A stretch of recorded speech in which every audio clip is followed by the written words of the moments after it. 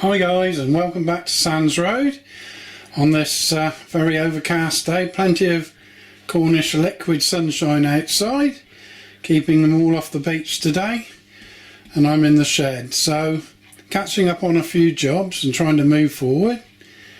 Going to look at this end of the board first, where after much decision making I've decided to put in a false tunnel which is easily removable, because knowing my luck things will fall off. So we've put in some piers, brick piers, by cutting up these PPP tunnels and to the shape that I wanted, and also re-weathering them. As you can see, there's some materials, scenic materials going down the side over there. We'll have a look at those in a second, and yes, we'll have a look at where we've got with the tunnel. Right, this is where we got to with my false tunnel. Unaccustomed as I am to building things, I thought I'd have a go at this, and by using some thin ply, I suppose about 3mm, and some odds and sods of wood, we've come up with a right angle tunnel, which is going to be supported on the back wall using these little hooks laying flat, so it just sits on them with retaining screws that will go through the back, although I don't think we're actually going to need them. Right, let's see how far we've got with this now. Right, there we go. Okay, building it as like a module. We've used various materials to do this, some of which I can show you.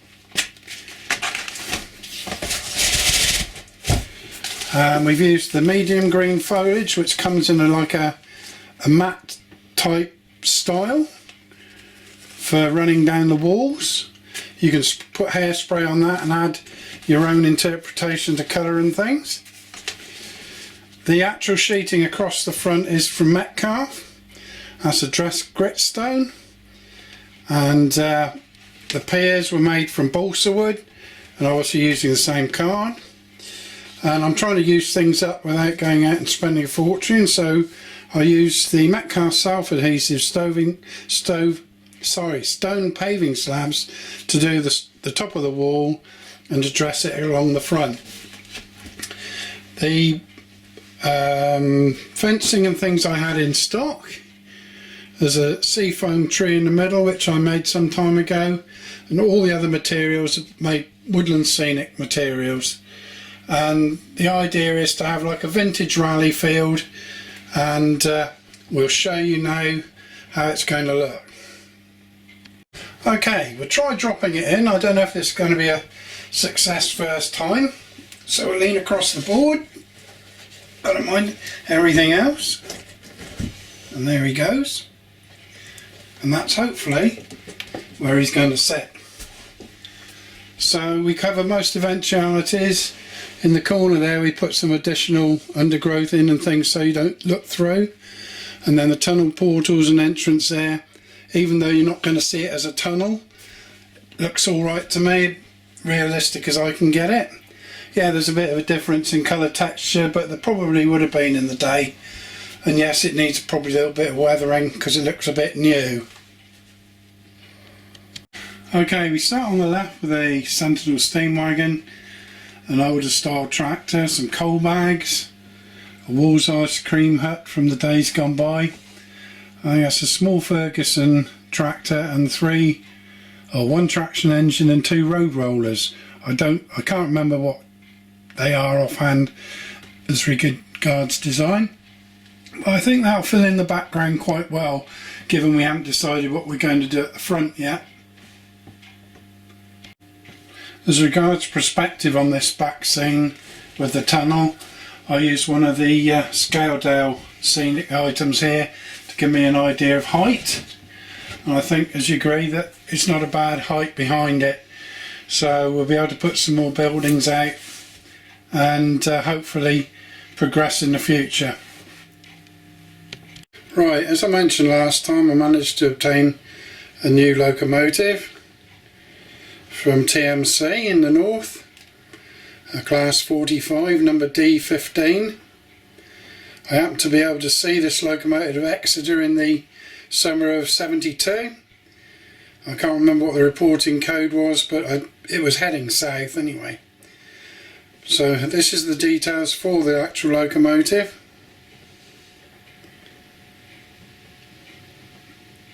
Now we can look down on the locomotive to get our first look at it. Very, very good replica of it. Very good detail on it. Because I do run DC, so fan and things won't work. But the directional lighting and the head codes and things all work. As probably a lot of you know, you can alter this by using this magic wand that they give you with these items. You can turn the cab lights on and off, which is pretty amazing, even for a DC operation. Okay, let's see this bad boy run a bit, hopefully, without any problems.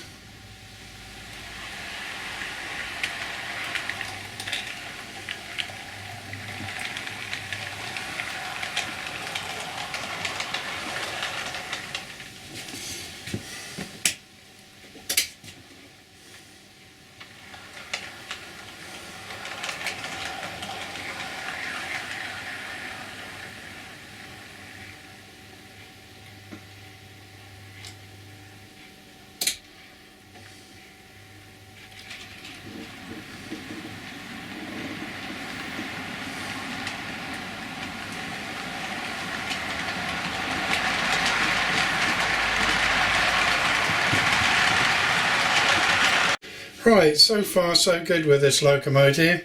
I ran it in and the advised half an hour each way. Left it and came out the next day, but there was a problem. For whatever reason, and it took a while to figure it out, every time it went round a slight curve or a curve, it would squeal like a pig. Didn't seem to be any reason from it from the previous day. So having picked it up and having a look at it, you have a plastic on plastic situation with the bogies, so I managed to put a little bit of anti-static stuff in there just to see if it'd ease it without damaging any of the actual locomotive, but it had no effect at all whatsoever, so it left me with a bit of a quandary. Now, I don't know if you can see at the front of this, but where the locomotive body shell meets the bogies, the shell itself hadn't been finished off properly, and there were like little sprue pieces still on there, and you were getting a plastic on plastic rubbing. And once I got a very fine file and just took off the little bits of sprue across the front on both ends, it's running like a good one again. It's just a manufacturing thing. They cut off the majority of the sprues, but there were little dimples left, and it just didn't like it. As I say, as this swivels, it is plastic on plastic, and with the weight of it, sometimes there isn't a true gap. It's not going round for that.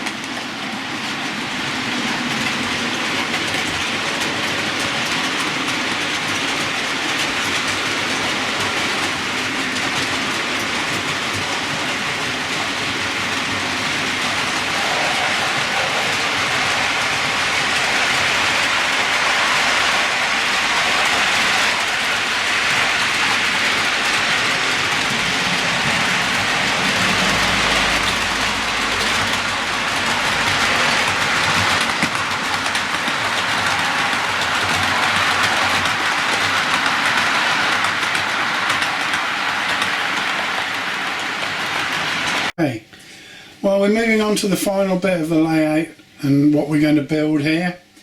Haven't made any drastic decisions yet. We've got a small town possibly, or something like that, without overpopulating it too much. You can never have too much space, and I can't believe I've managed to fill up the rest of the shed as you've seen it in previous videos. Last week we were down in Exmouth. I managed to get some brute trolleys from Collett's model shop, great model shop, and obviously weathered up some sacks and things to put those on the platforms at a future date. Not sure whether we're going to have like a horseshoe road running all the way round and back on itself, but whatever happens, on the left hand side here we've got a small traction depot, and we've got to have a signal box which takes in the main line and the yard. Right, looking at the OH shunter at the refueling point. One thing I'd like you some help with is if anybody can advise me whether you can fit an OH shunter with a stay alive chip if it's just plain DC. The reason I ask this is that because I've got a mixture of Hornby points and Pico points, it runs well enough, but there is hesitation when it goes over the points sometimes, which really spoils its operation. I think it's more so on the Hornby points than the Pico, but because I use all Insulfrog points, there doesn't seem to be any way that I can cure that. I've had it looked at, and the pickups and everything are spotlessly clean, so it's just down to the short wheelbase. So if any of you got any ideas, I'd be really grateful. Hopefully I get another video off soon. We're going to have a summer Saturday running session, probably maybe more than one era over the 70s and late 60s, but that will be coming with information I took from a day watching the trains in and out of Paynton in 1971, I believe. In the meantime, I wish you all a happy modelling. There's some great layouts out there. There's plenty of people making a great effort, and as somebody said, it's your own layout. You can do what you want, but it's nice to keep within most of the confines of a model railway. But it's great fun. I've been glad to get back to it. It's been very warm lately, so I haven't had as many days in the shed as I hoped, but being able to take the Falls Tunnel indoors and do it has made a big difference. So there's a lot to be said for modular building, and perhaps I'd go down that route again sometime in the future. In the meantime, thanks very much for watching Sands Road, and we'll be back with you soon.